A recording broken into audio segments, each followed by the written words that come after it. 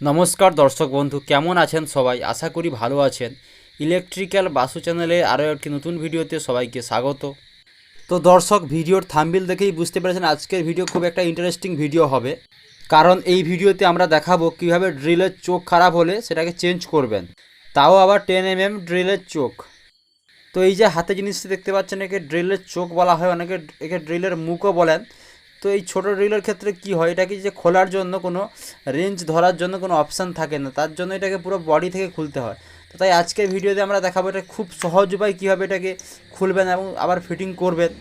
তাই ভিডিওটি প্রথম থেকে লাস্ট পর্যন্ত দেখবেন এবং যদি ভালো লাগে লাইক এবং শেয়ার করবেন।